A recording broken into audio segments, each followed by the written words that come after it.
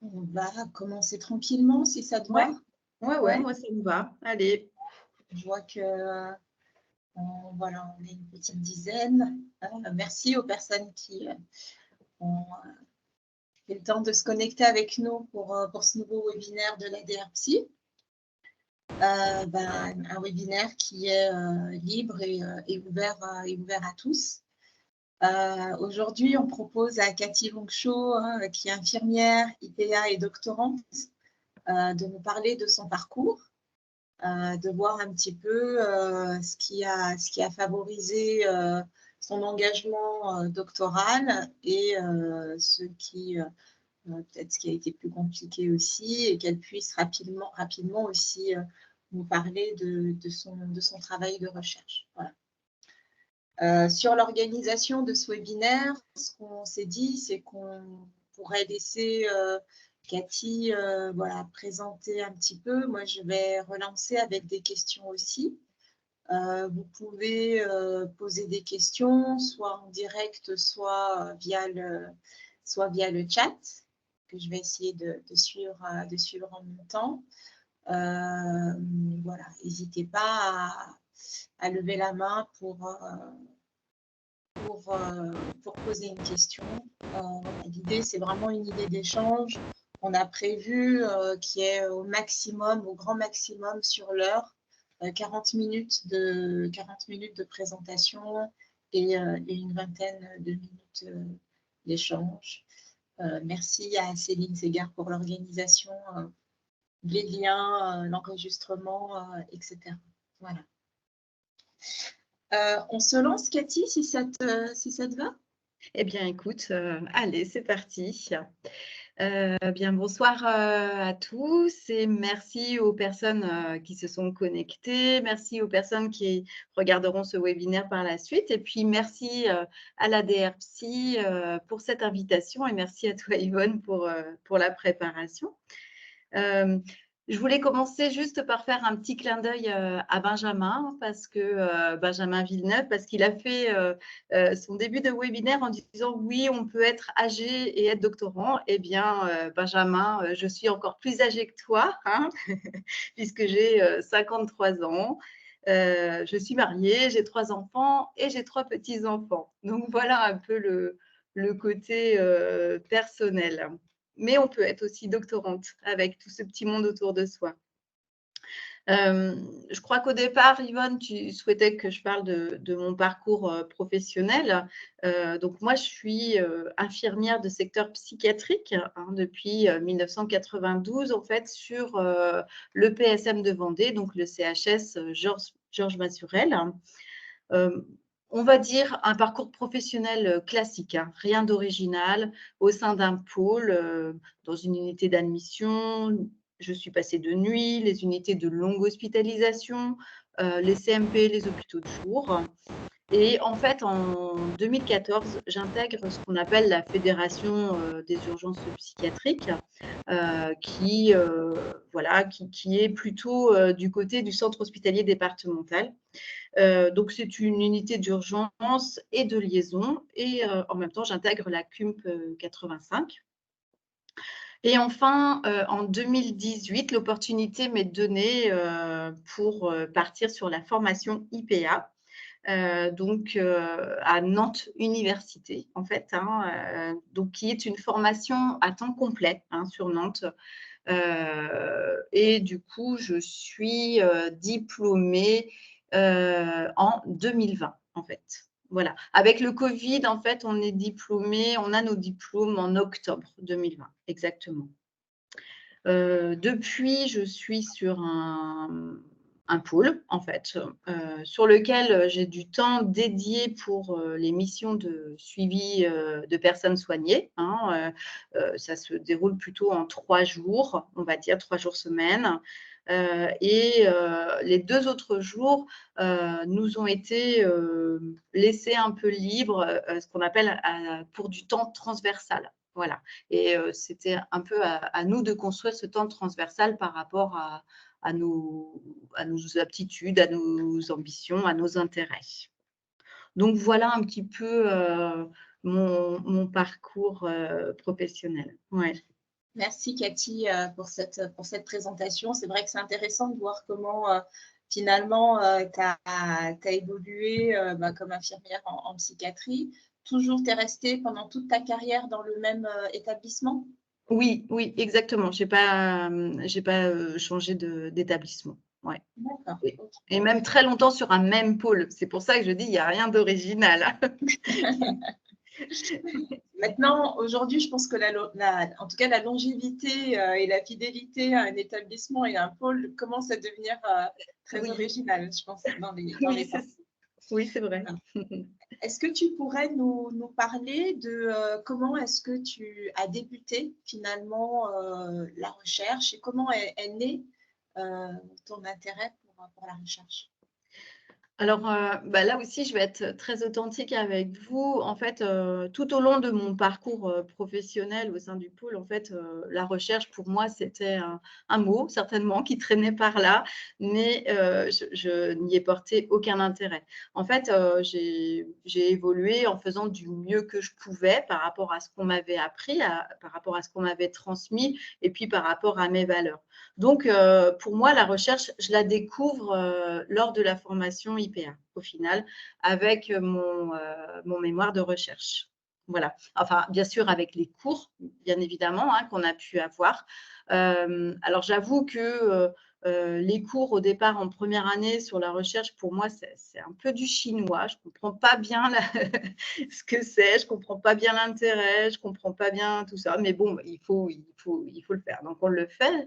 J'essaye d'apprendre, mais je ne comprends pas bien. Et vraiment, mon intérêt pour la recherche, ça s'est déclenché du fait du mémoire, en fait. Qui commence pas très bien au départ, parce que on va le dire, hein, j'ai un premier directeur de recherche qui comprend que je ne comprends rien, en fait, et qui manque un peu de patience. Donc, on me présente un autre directeur de recherche et là, ça va être une belle rencontre, hein. Ça me fait, voilà, ça me permet de dire que la recherche, c'est aussi une histoire de rencontre. C'est vrai que ça, c'est important, hein, cette question de la rencontre, Oui, finalement, que c'est une question aussi de partage, probablement d'échange, d'opportunités aussi qu'on saisit ou qu'on ne saisit pas en voilà. fonction des rencontres qu'on va faire. Mais moi, vraiment, ce qui me surprend quelque part dans ton parcours et qui à la fois est porteur de beaucoup d'espoir, c'est de se dire qu'aujourd'hui, on est en 2024 et tu es engagé dans un projet doctoral financé, etc. Et finalement, tu nous dis qu'avant le début de ta formation IPA, donc tu as commencé en 2018, c'est ça? Oui, oui, oui. Ouais, ouais, c'est ça. Oui, oui. Donc globalement, avant 2018-2019, tu n'avais jamais porté d'intérêt particulier à la Non, recherche. non, aucun. Aucun. Franchement, même les lectures d'articles et tout ça, non, non, non, j'ai pas. J'ai fait de mon mieux avec. C'est ce que je disais, hein, j'ai fait de mon mieux avec ce qu'on m'avait transmis, qui j'étais, et voilà. Après, comme tu dis, c'est une rencontre. Alors, bah, voilà, une première rencontre avec mon directeur de recherche, donc pour le mémoire, et ça, je suis d'accord avec toi, et qui me partage son domaine. Et son domaine, c'était la philosophie, et notamment la philosophie du soin. Et en fait, ça vient, les lectures qu'il me propose, les questionnements voilà, vers lesquels je vais, en fait, vient répondre ou vient faire du sens justement à tout ce parcours que j'ai derrière moi, hein, parce qu'au final, on est sur du 20 ans, 30 ans, enfin voilà. Et en fait, ça vient faire du sens et se dire aussi que ça vient aussi améliorer ma pratique. Et ça, je le perçois très rapidement, hein. Alors, ce mémoire, hein, vite fait, ça n'a pas été un temps facile. Ça a été un temps riche en émotions, hein, voilà, entre la joie, les pleurs, le tourbillon, j'y arrive pas, je suis nulle. Voilà. Désespoir, on a tous Voilà. répondu sur la mémoire. Ouais, ouais, j'ai l'impression que je ne suis pas toute seule à vivre ça, donc ça m'a. C'est ça. Mais je m'accroche parce que, encore une fois, je vois que je vois que ça me rend meilleure en fait en clinique. et je vois que ça vient faire du sens. Donc je m'accroche. Voilà. C'est vrai que cette idée, et je crois que c'est quelque chose qui est particulier aussi à la recherche en soins, c'est comment ça vient discuter avec nos pratiques finalement, comment est-ce que ça vient interpeller nos pratiques du quotidien. Est-ce que, donc tu nous dis que finalement, c'est le fait que ça puisse venir répondre à des questionnements, à des choses, peut-être des questions que tu n'avais même pas forcément peut-être avant de commencer à imaginer, tu n'avais même pas, c'est clair. C'est vrai que c'est parfois ça qui est extraordinaire, c'est que le fait de commencer à chercher, ça amène des questions. Effectivement, on a envie de trouver des réponses et ça ramène encore d'autres questions. Moi, je me dis, bah là, tu nous expliques ce qui a… alors, d'un côté, d'abord, ce qui a fait que tu as dû t'intéresser à la recherche, donc cette rencontre finalement avec la recherche en soi. Là, tu commences à nous dire un peu ce qui a soutenu finalement, ce qui t'a donné envie de t'accrocher et de continuer. Est-ce qu'il y a d'autres choses qui, dans ton parcours, ont soutenu ton envie de faire de la recherche? En fait, peut-être maintenant, peut-être je peux te dire un peu comment ça s'est passé. J'arrive en tant qu'IPA, je suis sur un CMP et je rencontre 2-3 personnes qui souffrent de troubles dépressifs et je les vois en non-mouvement, en fait, en immobilité. Et là, comme tu disais très bien, Yvonne, tu dis, bah, voilà, la recherche, c'est aussi une manière de se poser les questions et des questions auxquelles on s'était jamais posé la question. Et notamment, moi, ces personnes-là, elles sortent d'hospitalisation. Et je m'étais jamais posé la question, en fait, de qu'est-ce que c'est que le soin après l'hospitalisation? Le soin en psychiatrie, le soin de réadaptation, je ne m'étais jamais posé toutes ces questions-là, en fait. Et c'est là où je continue parce que j'ai envie d'apprendre, j'ai envie de mieux les accompagner aussi parce que j'ai aussi un sentiment que je ne les accompagne pas comme il faut, hein, ou en tous les cas pas suffisamment. C'est pas comme il faut parce qu'on fait ce qu'on peut, mais c'est en tous les cas pas suffisamment. Et je vois qu'il manque quelque chose lors de cette sortie d'hospitalisation. Et là, je me dis, bon, allez, je continue d'aller chercher, je continue de lire qu'est-ce qui est écrit par rapport à ça. Voilà. Après, il y a aussi mon caractère. Je suis quand même assez curieuse. Donc ça, c'est un atout, je trouve. Voilà, je suis assez curieuse et je m'intéresse à beaucoup de choses. Donc ça m'a vraiment aidée. Voilà, donc je me retrouve confrontée vraiment avec ces personnes et à me dire, bon, comment je vais pouvoir les accompagner encore mieux, encore voilà, de façon plus efficiente aussi, bien évidemment.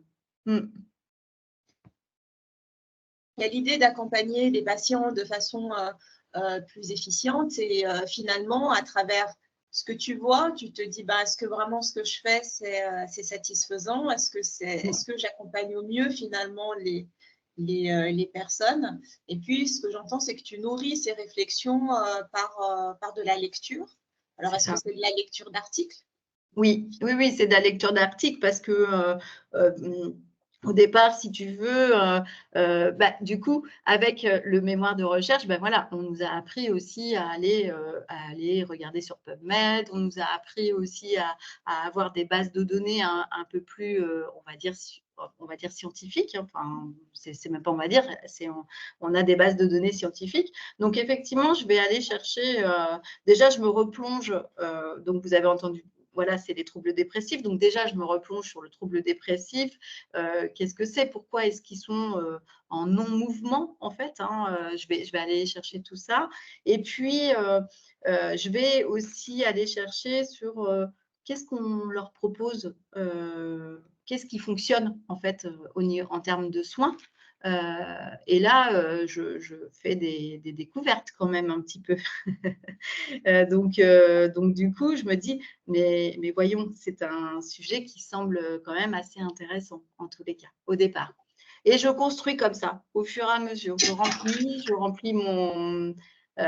voilà, je remplis mes connaissances et ça s'affine au fur et à mesure. Ok. Et, là, du coup, on voit qu'il y a une ébauche de questionnement qui se met en place. On commence à percevoir comment a pu émerger le questionnement.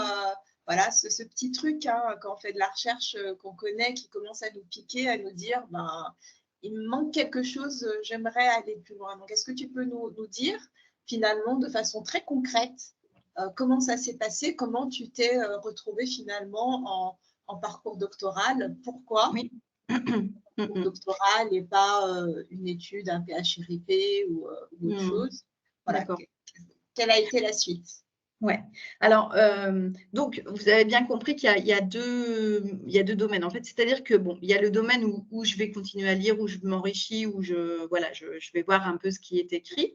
Et puis, ce qu'il faut savoir, c'est que sur le PSM de Vendée, nous, on n'a pas d'unité de recherche clinique. Donc, quelque part, moi, je suis quand même assez naïve par rapport à l'unité de recherche clinique. Je ne sais pas trop ce que c'est. Donc, voilà, j'ai pas ça, j'ai pas cet appui-là en tous les cas. Donc, effectivement, il me reste le doctorat, me semble la solution la plus facile, ou en tous les cas, celle que j'entrevois de manière plus facile.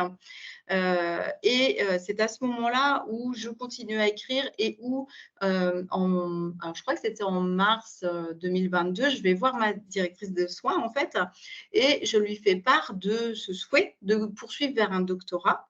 Et là, je suis assez surprise parce qu'elle me dit « Ok, prenez rendez-vous dans les 15 jours, pas de souci ». Donc, j'arrive, moi, avec ce que je pense être un brouillon, en fait, hein, avec ma question préliminaire, les connaissances que j'ai pu recueillir. Et là, je la vois un petit peu se décomposer. Elle me dit « Mais c'est quand même très bien construit, votre histoire, là, pour le moment. » Alors après, c'est là où commence le côté un peu institutionnel, c'est-à-dire on ne rentre pas dans les cases. Vous voyez, on est au mois de mars, les formations, il faut faire la demande un an avant et tout ça. Mais je pense qu'elle comprend que mon caractère, en fait, moi, quand j'ai une idée en tête, voilà, il faut que ça suive, sinon ça peut s'essouffler rapidement. Et elle me dit, bon, écoutez, je ne vous promets rien, mais je vais aller voir, je vais en parler au directeur général, voilà, et à savoir si on vous soutient ou pas. Et à ma grande surprise, hein, 2 jours après, j'ai un mail du DG qui me dit, OK, on vous suit.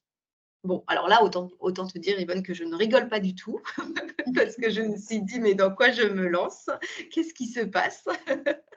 Mais en même temps, je suis encore plus motivée parce que je me dis, s'ils me suivent, c'est qu'il y a quelque chose quand même, c'est que ça leur parle, c'est que j'ai réussi à partager mes questionnements et ils y voient un intérêt. Donc, du coup, ça me renforce un petit peu dans tout ça. Alors, je vais te demander de préciser peut-être le saut entre j'ai un projet de recherche et j'ai besoin de le formaliser à travers un doctorat, un PhRIP. Qu'est-ce qui fait qu'est-ce que ça veut dire quand ton institution te dit c'est OK, on te soutient? Qu'est-ce que ça engage? De quoi est-ce que tu avais besoin finalement? Pourquoi est-ce qu'on ne peut pas juste se dire je vais me lancer comme ça et faire une recherche en dehors d'un protocole, d'un doctorat? Qu'est-ce qui fait qu'on a besoin d'un cadre institutionnel? Alors, on a déjà besoin d'un cadre institutionnel parce qu'on travaille avec des personnes, en fait. Donc, du coup, les personnes, il faut les protéger. On ne peut pas faire n'importe quoi, en fait. Voilà. Donc, l'idée, c'est j'ai besoin de… En gros, quand on a un protocole en tête, voilà, il faut l'écrire. Et il y a des institutions style CPP, en fait, qui vérifient si les droits de la personne sont bien respectés. Donc, l'idée, c'est qu'il faut que ça soit bien législatif, il faut que ça soit bien cadré. Il faut une assurance, par exemple, il faut pour les personnes. Après, moi, je n'avais pas trop besoin de… Enfin, si, j'avais besoin aussi d'une enseignante, d'enseignants en activité physique adaptée, en fait, parce que mon programme, en fait, ma recherche, c'est que je vais proposer aux personnes souffrant de troubles dépressifs en sortie d'hospitalisation un programme d'activité physique adaptée. Donc, il me fallait aussi une enseignante en activité physique adaptée pour voilà, proposer ce programme-là. Donc, il y a ça. Et puis, il me fallait aussi du temps parce que c'est pas… Enfin, là, actuellement, j'ai une journée par semaine, hein, c'est le jeudi. Bon, autant vous dire qu'il faut que je travaille à côté, hein, c'est pas suffisant. Mais du coup, il me fallait du temps. Il me faut aussi tout ce qui est administratif, là, du coup, pour la recherche, pour favoriser les résultats, pour favoriser… Donc, il fallait tout un ensemble d'outils. Donc, voilà, j'avais besoin de l'appui de l'institution en tous les cas. C'est vrai que je pense que c'est important de préciser pour ceux qui commencent, qui ne font pas forcément de recherche, que vraiment, effectivement, on ne peut pas se dire qu'on va faire de la recherche interventionnelle, c'est-à-dire proposer une intervention à des personnes sans avoir un encadrement institutionnel. Donc, effectivement, quand on se lance dans la recherche, on est obligé d'avoir un cadre pour le faire. Donc, soit on va avoir le soutien d'une unité de recherche clinique, ce qui a été mon cas, par exemple, ce qui permet de rédiger un protocole, d'avoir de l'argent. Effectivement, les enjeux, comme tu dis, je pense qu'il y a le temps. Et le temps, pour avoir du temps à l'hôpital, il faut avoir de l'argent, parce que ça veut dire que c'est un financement qui vous permet de dégager du temps, finalement, pour faire de la recherche. Il faut cet encadrement institutionnel presque de droit, avec quelqu'un qui va être responsable de tout ce qui concerne l'anonymisation, par exemple, des données, le relevé des données. Et puis, en fait, l'institution, elle s'engage aussi pour dire que on s'engage à faire en sorte que cette étude, elle se fasse dans des bonnes conditions et dans le respect des personnes. Oui, qu'elle a les moyens aussi d'accueillir cette recherche aussi, qu'elle a les moyens en fait humains et du coup, oui, tu as raison. Il y a les moyens humains et puis comme tu dis aussi, il y a besoin d'un investissement en argent.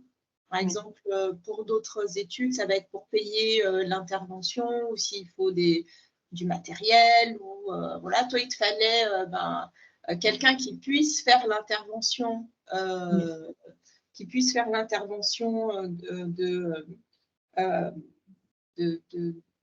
d'activités sportives, finalement, parce que si je comprends bien, c'est pas toi qui fais l'intervention. Moi, je fais les temps d'évaluation et de consultation, hein, du coup, avant le programme, après le programme et 6 semaines après. Voilà, donc moi, je gère ça. Et par contre, le programme en activité physique adaptée, c'est vraiment une experte, une enseignante à part, en fait. Ouais.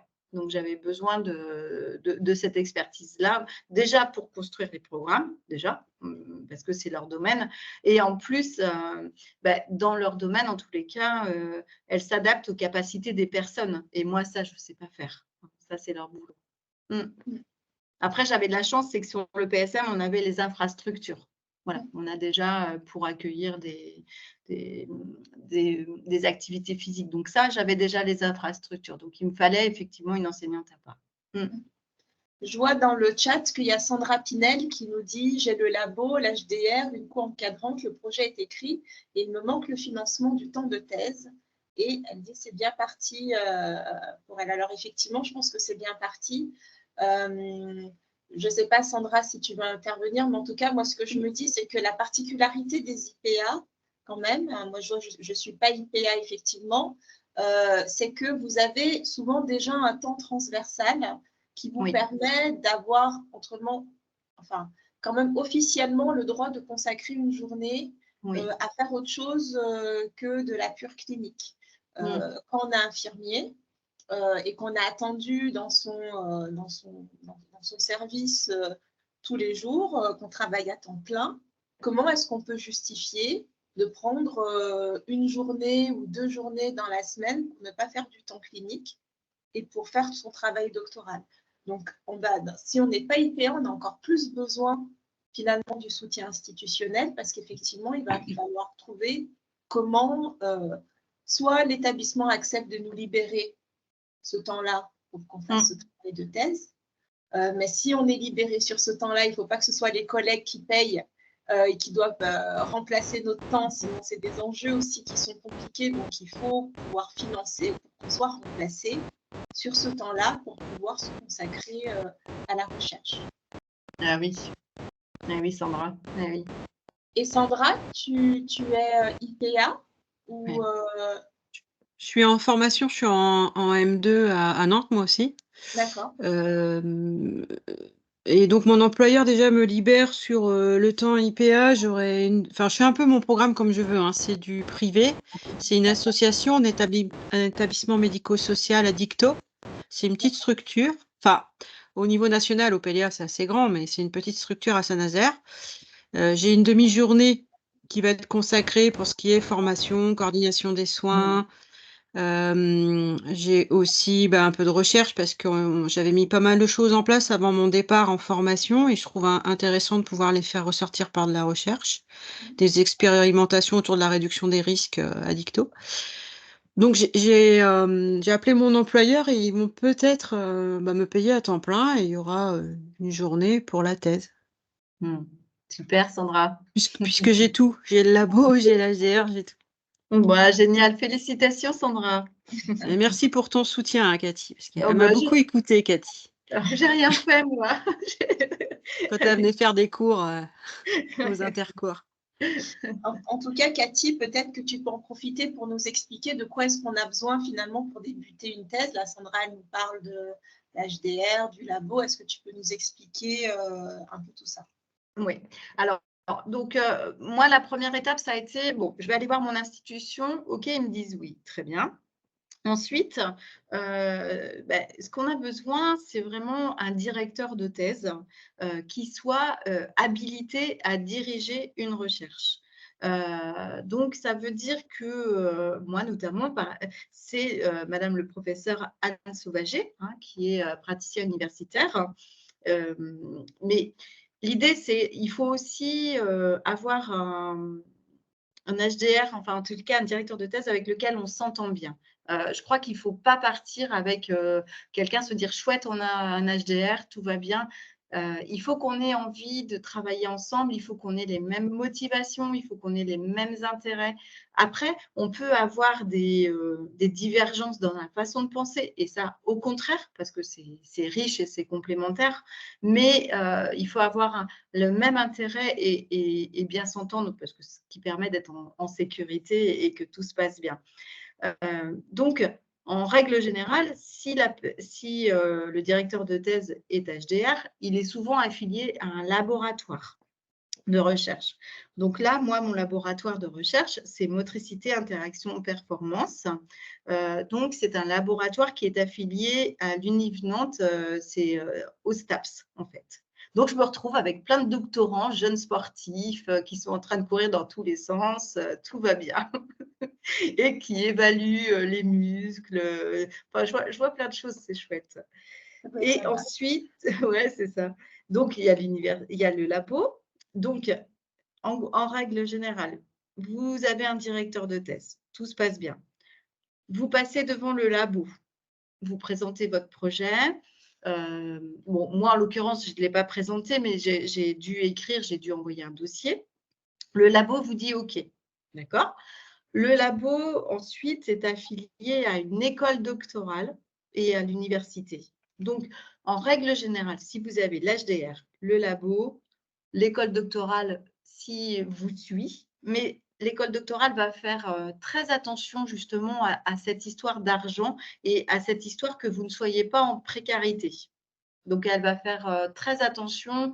Elle, à la rigueur, l'école doctorale, ce n'est pas tant le projet qui va l'intéresser, c'est surtout comment vous allez faire, qui vous paye et combien de temps vous avez à faire. Parce qu'un doctorat, normalement, c'est 3 ans. Voilà. Mais comme on travaille, autant vous dire qu'on ne peut pas passer en 3 ans, c'est extrêmement compliqué. Hein. Les doctorants, ils passent 3 ans vraiment à temps plein sur leur doctorat.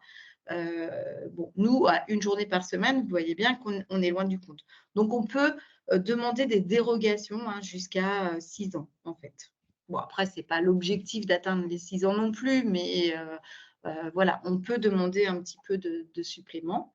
Et donc, il y a l'inscription à l'école doctorale et il y a l'inscription à l'université. Voilà un petit peu le schéma. Je ne sais pas si c'est clair. Ouais. Donc, globalement, quand on a tout ça, oui, on peut se lancer. Donc, quelle est la première étape déjà, comment est-ce qu'on le sait? C'est quoi? C'est qu'on reçoit un courrier de l'école doctorale qui nous dit vous pouvez commencer. Comment ça se passe concrètement? Alors, en fait, tu reçois à un moment donné votre inscription en thèse, c'est OK, en gros, de tous les intervenants. Directeur de thèse, OK, labo, OK, université, OK, et école doctorale, OK. Donc, moi, je suis vraiment je suis inscrite en février 2022, en fait. Voilà. Alors, ce qui est intéressant dans ta question, Yvonne, c'est que vous voyez, si vous reprenez un peu le parcours, c'est-à-dire que moi, j'ai déjà travaillé le projet, en fait, depuis plusieurs mois déjà. Et j'arrive en inscription, mais c'est un peu comme le PHRIP, il faut travailler le projet bien en amont, en fait. Donc, la première étape ensuite, c'est d'écrire votre protocole de recherche, en fait. Et là, on se met d'accord avec le directeur de thèse, on se met d'accord avec le co-directeur. Moi, j'ai un co-directeur aussi. On se met d'accord sur les orientations à prendre. On se met d'accord et on écrit. L'écriture du protocole, en fait, c'est quelque chose, c'est une première partie qui est très, très, très rigoureuse, parce que ça va être évalué donc, au CPP notamment. Et il faut vraiment justifier, en fait, de l'argumentaire scientifique, de l'argumentaire en fonction de l'originalité de votre recherche. Et il faut aussi pouvoir dire que vous respectez les droits des personnes, en fait, que vous respectez éthiquement, que vous êtes au clair avec tout ça, et que vous avez les moyens de faire votre recherche. Voilà. Donc, c'est un dossier qui est extrêmement rigoureux. On a mis peut-être, alors attendez, vous voyez, j'étais inscrite en février. On a commencé à l'écrire et on a déposé le protocole en octobre-novembre au CPP. Et en fait, il a été accordé en décembre. Donc, une fois qu'il y a l'accord CPP, en fait, c'est parti. Voilà. Et donc, moi, les premières inclusions, elles se sont faites en février 2023. Voilà. Ouais. Est-ce que tu peux nous présenter un peu ton étude, le design de ton étude?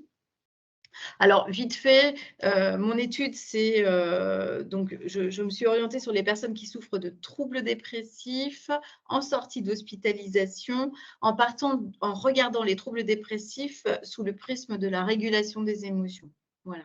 Donc, on va aller évaluer, enfin mesurer, observer en tous les cas l'impact de 2 programmes d'activité physique adaptés sur la régulation des émotions. Et on va voir s'il y en a. Alors, il y en a, c'est APA classique, je ne vais pas rentrer trop dans les détails, mais activité physique classique. Et il y en a un qu'on a enrichi avec des exercices émotionnels et cognitifs. Et on va voir s'il y a une différence, en fait. Donc, c'est un design, une étude mixte. Ça, c'était très important pour moi. Il y aura des données quantitatives et des données qualitatives. Donc, l'idée, c'est que moi, je rencontre les personnes soignées avant le programme. Je leur fais passer les tests, les évaluations. Donc, il y a l'intensité de la dépression, il y a la régulation des émotions, il y a le TMT. Donc, ça, c'est les capacités cognitives. Enfin, voilà, il y a tout un tas de mesures. Ensuite, ils vont aller faire leur programme. Je les revois. Donc, c'est 8 séances en individuel d'activité physique. Je les revois à la fin du programme et je les revois après en suivi, 6 semaines après la fin du programme. Et donc, sur les 6 semaines après, j'ai donc toujours les mêmes évaluations, mais j'ai aussi un entretien dit phénoménologique pour voir comment ils ont vécu cette expérience et aussi la régulation des émotions, comment eux, ils peuvent qu'est-ce qu'ils peuvent m'en dire en fait, hein. Et pour moi, c'était très important d'avoir et du quanti et du quali parce que les données, en fait, elles sont vraiment complémentaires, hein. On est bien d'accord que le quali va aider à comprendre et le quanti va aider à mesurer, hein. Donc, voilà. Donc, l'idée, c'est qu'au moins, je n'ai pas le sentiment d'avoir perdu des données. C'est vraiment intéressant, du coup, cette étude. Et donc, j'imagine que si ça a été accepté, c'est que c'est une étude qui est plutôt originale. Alors, elle est originale pour plein de choses. Comme tu disais, Yvonne, il faut l'originalité. Bah oui, parce que si j'avais posé la question, est-ce que l'activité physique, c'est intéressant pour les personnes qui souffrent de troubles dépressifs? En fait, cette question, elle est pas… Elle est déjà…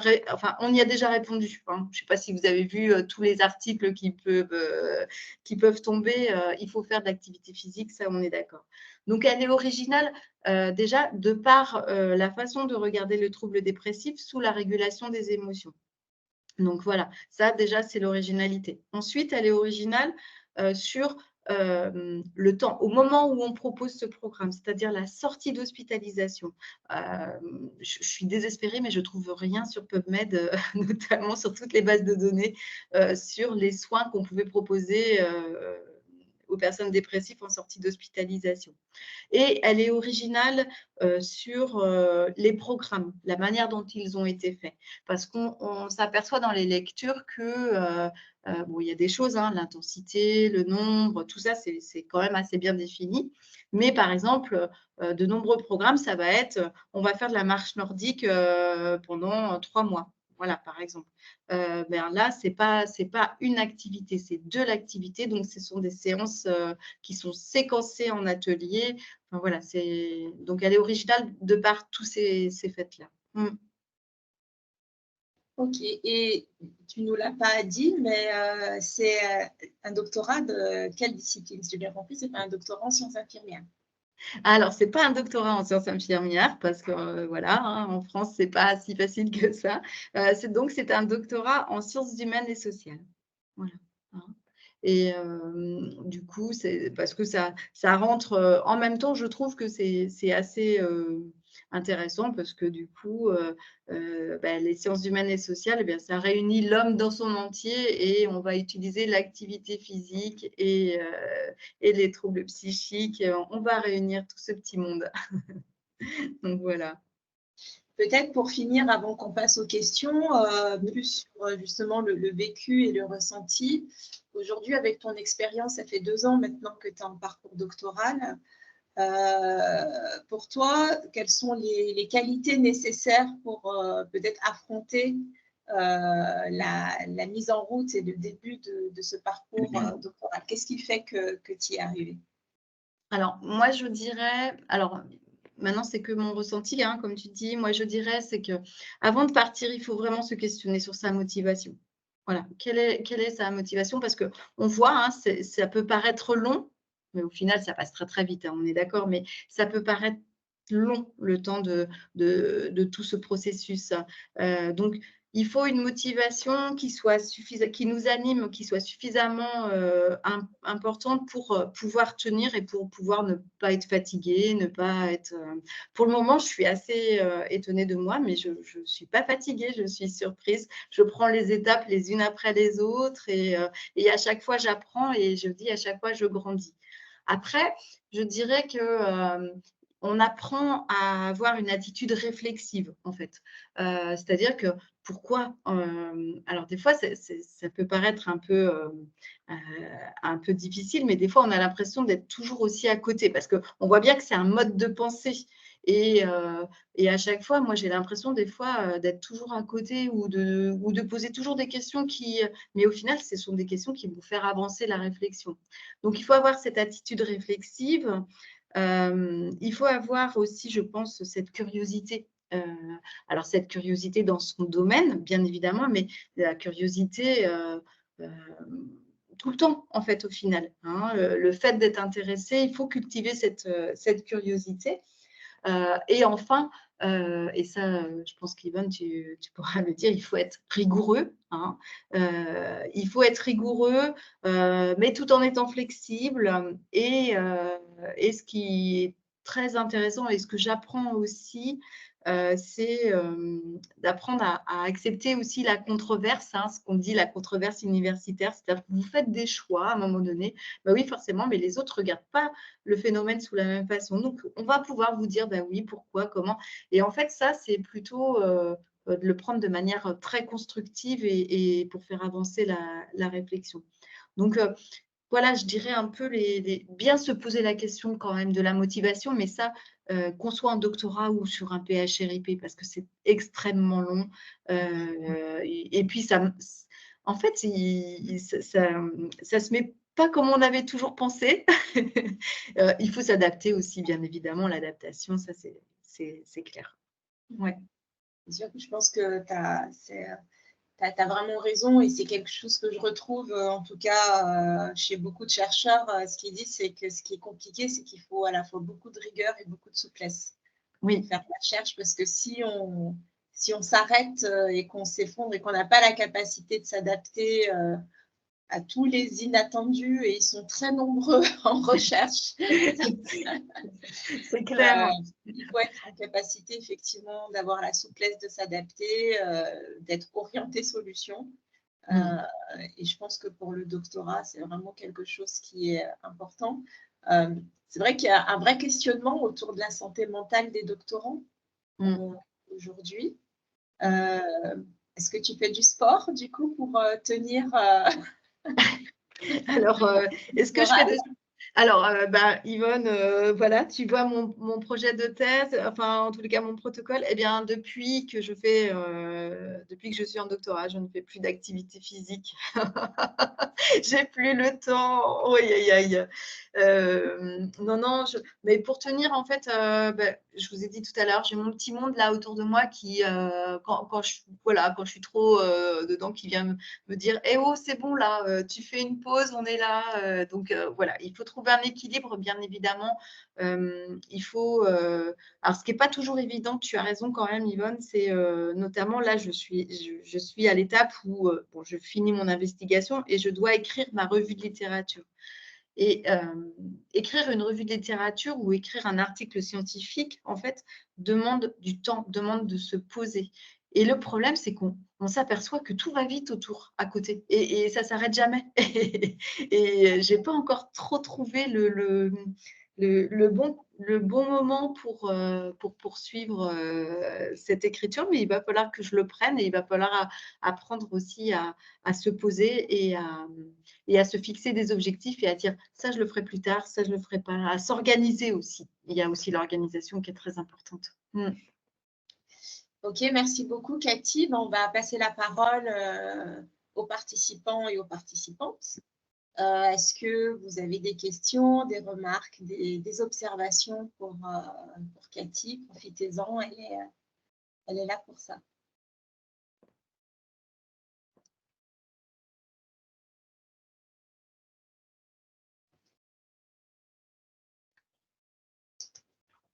Apparemment, tout était clair. Oui, apparemment. Écoute. De toute façon, il y a les coordonnées sur le site, je pense. Donc, n'hésitez pas. Enfin, voilà, des fois, ça paraît clair. Et puis après, il y a une question qui vient. Enfin, on peut y répondre. Il n'y a pas de souci. Moi, j'ai une question. C'est concrètement en termes de temps, parce que tu nous as dit ça prend du temps, ça prend du temps. En plus de ta journée qui est consacrée à ça, c'est quoi l'engagement en termes de temps? Est-ce que c'est que tu passes tous tes week-ends? Est-ce que tu travailles tous les jours jusqu'à 2 h du matin? Dis-nous le vrai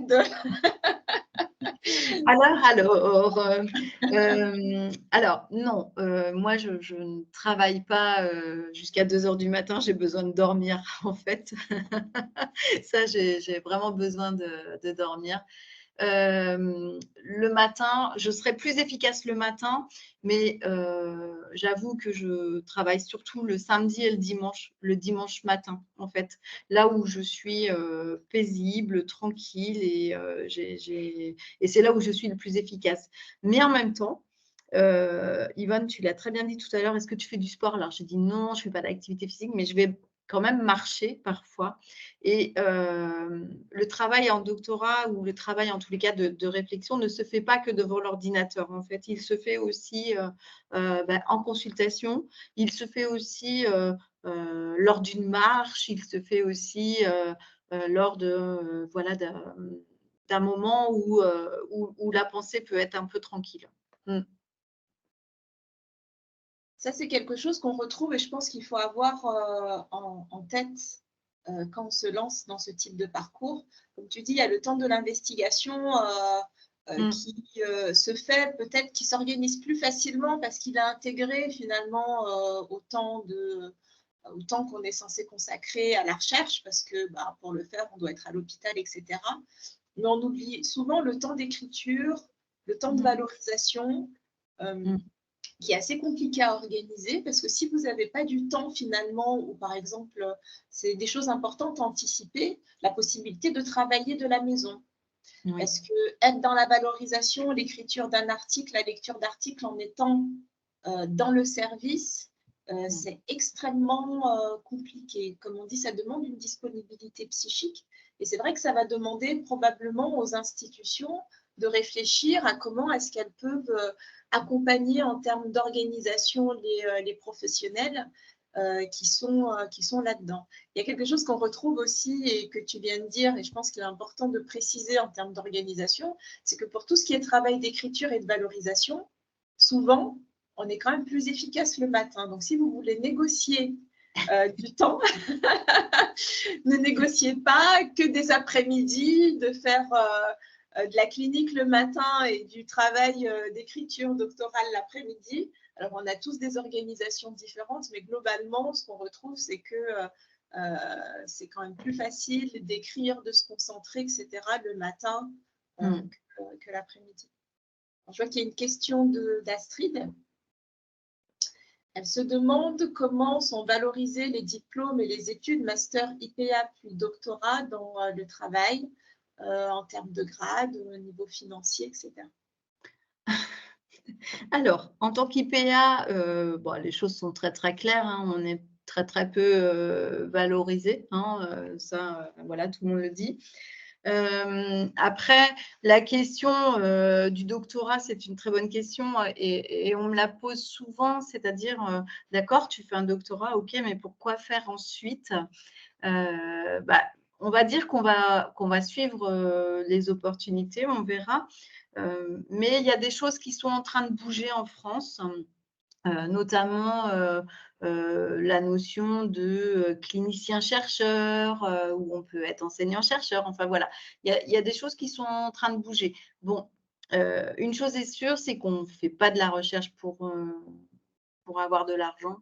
Ça, ça serait sinon, hein, l'université ne paye pas très, très bien, je pense. Donc, voilà, au niveau financier, ça va rester très compliqué. Après, là, pour le moment, moi, la valorisation, je la vois dans mon travail au quotidien. Ça me permet de faire de l'enseignement. Ça me permet de faire de la mission clinique, ça me permet de faire de la recherche, ce qui fait que mes semaines, au final, je ne vais pas au travail avec la boule au ventre ou en reculant. J'ai la chance de pouvoir présenter des projets, j'ai la chance de pouvoir penser. En fait, cette valorisation-là, pour moi, elle est d'autant plus importante. Ce que j'entends, c'est qu'il y a la question du sens aussi au travail et je pense que dans nos carrières, moi aussi ça fait 20 ans que je suis infirmière, il y a un moment où on se questionne sur comment on tient, qu'est-ce qui fait qu'on va continuer aussi ce qu'on fait jusqu'au bout, cette question de la motivation. Et quand on échangeait pour préparer ce webinaire, tu me disais aussi, je ne sais pas si tu peux en parler, de comme finalement, ce doctorat et de faire la recherche, ça te permet aussi de souffler, de faire un pas de côté. Oui. Oui, clairement, ça a été, c'est vrai que l'implantation, donc en 2020, on était les premiers IPA, l'implantation, ça a été extrêmement compliqué. voilà, parce que personne ne nous connaissait, pas nous personnellement, mais les IPA. Et puis nous, on était en construction aussi, donc c'était pas facile de dire qui on était, ce qu'on voulait et comment on le faisait. Mais effectivement, le fait de repartir sur des articles scientifiques, le fait de relire, le fait de penser, le fait de réfléchir, au final, m'a ramené en tous les cas à l'essence même de qui je suis et de ce que je souhaite, c'est-à-dire essayer d'apporter un accompagnement, en tous les cas, le meilleur possible aux personnes soignées. Et bien, du coup, comme j'avais ce fil conducteur, ça m'a permis de tenir et ça m'a permis de me construire. Et maintenant, j'ai beaucoup de chance parce que voilà, j'ai des opportunités. Effectivement, je vais faire des petits coucous aux IPA à Nantes, par exemple. Je participe à des journées de formation où je vois des déroulés pédagogiques extrêmement intéressants. Là, dernièrement, j'ai pu construire une journée entière pour les collègues, en fait. C'est moi qui l'ai construit, bien évidemment en fonction des besoins, mais c'est moi qui l'ai construite du début jusqu'à la fin. Et ça a été hyper apprécié. Donc ça, c'est hyper riche. Ouais. Après, je pense qu'Astrid, elle a raison. La question de la valorisation financière, Oui. elle n'est pas particulière aux infirmiers, j'ai envie de dire. On ne fait pas un doctorat et on ne fait pas de la recherche pour gagner de l'argent. En France, clairement, on ne gagne pas vraiment d'argent pour faire de la recherche, quelle que soit la discipline et quel que soit le métier de base. Par contre, la valorisation, je pense qu'il va falloir qu'il y ait une réflexion Oui. sur notre territoire, sur comment est-ce qu'on peut valoriser en termes d'opportunités, effectivement, en termes d'opportunités de carrière, de pouvoir accéder peut-être à des choses particulières. Effectivement, cette perspective d'être chercheur clinicien, ça me paraît extrêmement important et ça respecte aussi cette particularité finalement des infirmiers en France, en tout cas, de pouvoir faire de la recherche et être en même temps sur le terrain. Oui. Du coup, est-ce que ça vaut le coup de se lancer dans un parcours doctoral, là où tu en es? Oh, là, vous avez compris que moi, oui. Bien sûr que ça vaut le coup et encore une fois, j'apprends et c'est chouette parce que, vous voyez, même à mon âge, j'apprends, je grandis et j'apprends tous les jours et je fais et je m'améliore et voilà quoi, c'est chouette. Ouais, c'est bien sûr, c'est une belle aventure humaine en tous les cas, ça c'est clair. Ok, merci. Est-ce qu'il y a d'autres questions? Est-ce qu'il y a d'autres réflexions? Est-ce qu'il y en a parmi vous qui ont ce projet? Jean-Paul, je te laisse la parole. Oui, bonjour. Merci Cathy et Yvonne pour cette présentation et félicitations pour ce parcours. Je pense que la formation IPA peut aussi concourir à booster comme ça des motivations et des affirmations professionnelles. Mais en t'écoutant, Cathy, j'ai pensé à une anecdote, mais qui est riche de signification. Tu dis que tu es ISP et pour avoir suivi les travaux d'élaboration du référentiel du métier IPA, psychiatrie santé mentale, d'abord rappeler qu'il a fallu une année de plus, pas 2018, mais 2019, le temps que les psychiatres finissent par accepter cette possibilité. Et pour avoir été relecteur en off du référentiel et du futur texte de loi, tout était consacré à l'infirmier diplômé d'État. Et ce qui fait qu'il y a les ISP, en l'état du texte initial, n'auraient pas pu faire la formation IPA. Et donc, on avait fait remonter effectivement cet oubli, un de plus, et ça a permis d'avoir le décret spécifique 2019-836 qui donne la possibilité aux ISP de faire la formation IPA psychiatrie santé mentale et seulement cette formation disciplinaire en psychiatrie santé mentale. Voilà, donc ça c'est une anecdote et en vous écoutant, je voyais sur le gym aujourd'hui que des psychiatres franciliens veulent réhabiliter le métier d'infirmier psy et redemandent la formation d'ISP. C'est pour la petite anecdote. Un deuxième point, pour comparer à la recherche, c'est que Oui, il faut une assise institutionnelle, sinon effectivement très vite on est malmené, marginalisé, mis à part. Bon, il faut garder cette extériorité. Et moi je dis souvent la recherche, au-delà du statut, c'est une responsabilité. Et quelle que soit, comment dire, la part ou l'ancrage institutionnel qu'on pourra avoir, évidemment qu'il ne sera jamais à la hauteur de l'investissement que la recherche va nous demander. Et donc, il y a toujours effectivement cette plus-value, cette responsabilité. Tu as dit que tu travaillais les week-ends. Et bien, souvent, effectivement, il y a cet engagement et cette implication et qui est la reconnaissance, en tout cas sûr qu'elle n'est pas financière, parce qu'il n'y a pas de statut pour accueillir effectivement ces compétences ajoutées. Reste à savoir ensuite comment on peut affirmer ses compétences, comment dire, montrer l'intérêt de leur contribution au niveau de la discipline, au niveau des métiers et bien sûr au niveau du soin. En tout cas, merci Cathy. De rien, de rien. Peut-être une précision, je me rends compte qu'on ne l'a pas dit. Qu'est-ce qui est nécessaire en termes de diplôme pour pouvoir se lancer dans un doctorat? Eh ben, un master, un master ou un diplôme d'État, grade master, comme le diplôme IPA. Ouais. Hein, en fait, c'est un cursus. En fait, le doctorat, c'est ni plus ni moins qu'un cursus universitaire. Hein, c'est la suite logique du master.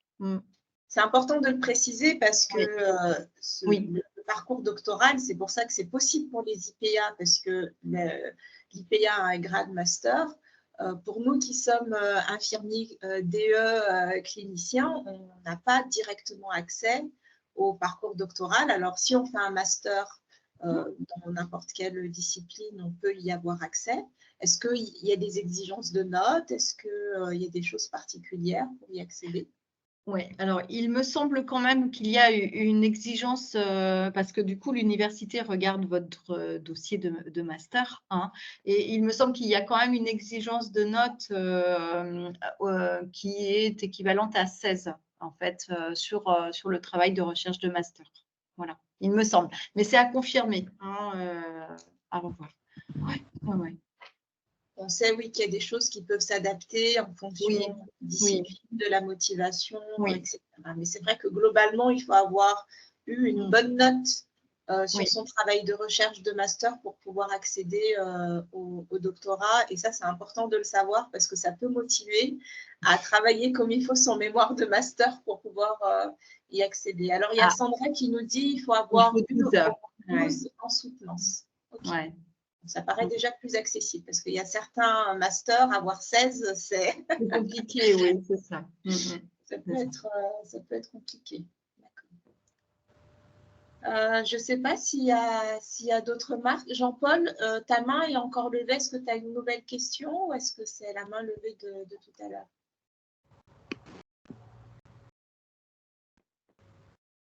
C'est peut-être la main levée de tout à l'heure parce qu'il l'a enlevé. Je vois, il y a Sandra qui complète. Pour des contrats doctoraux, ils peuvent demander plus. Pour mon labo, il faut avoir 16 sur la deuxième année, plus à la soutenance. Oui, c'est ça. Donc, effectivement, c'est vrai que ce n'est pas si évident que ça de rentrer en parcours doctoral, mais après, tout est possible parce que je connais des personnes qui n'ont pas forcément eu 16 à leur mémoire et qui ont pu quand même rentrer en parcours doctoral. Je pense que ça va vraiment dépendre du projet, de la motivation. En tout cas, ça vaut le coup d'essayer. Est-ce qu'il y a d'autres questions? Une dernière question. Bonsoir Mathilde. Ok, alors pour un doctorat, faut-il être en activité? Il faut avoir des sous, donc il faut gagner des sous. Donc soit on peut être doctorant à temps complet, mais à ce moment-là, il faut avoir une bourse doctorale, je pense. Moi, les jeunes doctorants, ils ont une bourse doctorale ou alors ils ont répondu à un appel à projet et donc du coup, ils sont financés par cet appel à projet. Hein. Sinon, on peut faire un doctorat effectivement quand on est en activité. Ouais. Alors peut-être juste préciser qu'on a peut-être besoin d'être en activité pour avoir le soutien institutionnel dont on parlait au début.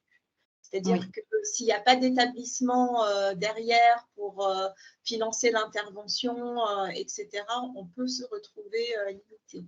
Il y a Sandra qui demande si tu te ressources dans le jardin qui est derrière toi. Est-ce que ça Non. rend une activité physique adaptée? Non, je me ressource, Sandra, elle va pas être très, très étonnée. Je me ressource souvent au bord de l'océan. J'ai la chance d'avoir l'océan Atlantique pas très loin de chez moi. Et ça a toujours été, même pendant mon mémoire, en fait, ça a toujours été voilà, ma ressource. Marcher au bord de l'océan. C'est ça. Mais oui, c'est bien paradis, ouais. sûr. Effectivement, je suis bien d'accord, c'est une chance. Il y a des choses comme ça qui sont très, très ressourçantes. S'il n'y a pas de questions, je pense qu'on peut s'arrêter là. On arrive à la fin de ce webinaire. Cathy, est-ce que tu aurais un mot de la fin? Ben, écoute, merci en tous les cas pour cet échange qui est agréable. J'ai juste envie de dire, ben, écoutez, si vous avez envie, allez-y, essayez. Et voilà, ça va marcher. Comme tu disais, Yvonne, hein, il faut que des fois, il y a les étoiles, elles sont toutes alignées, c'était ça. Hein, et bien, du coup, parfois, les étoiles, elles sont toutes alignées et ça fait du bien, en fait. Ouais. J'ai envie de dire, parfois, les étoiles, elles sont alignées, mais il faut être en capacité de s'en rendre compte. Que là, on a un alignement d'étoiles. C'est pour ça que je disais, il y a les rencontres. Et il y a le fait aussi de savoir saisir l'opportunité d'une rencontre et se dire, ben là, il y a cette rencontre-là qui se fait, c'est peut-être le moment de s'en servir. Voilà, donc je suis tout à fait d'accord avec toi sur l'alignement des Ok. Ben, merci à tous. On espère pouvoir vous proposer un prochain webinaire rapidement. N'hésitez pas, si vous faites de la recherche et que vous avez envie de participer à un webinaire, de nous présenter votre parcours, n'hésitez pas à contacter la DRPSI. On vous encourage aussi à nous rejoindre, à adhérer à la DRPSI pour être toujours informé aussi voilà, de ce qui se passe, des choses qu'on propose. On va essayer de proposer différents modèles et différentes thématiques aussi de webinaires là durant l'année. Vous trouverez tous les renseignements pour les adhésions sur le site de l'ADRPSI, adrpsi.fr. Voilà. Merci à tous et bonne soirée. Au revoir, bonne soirée. Au revoir. Au revoir.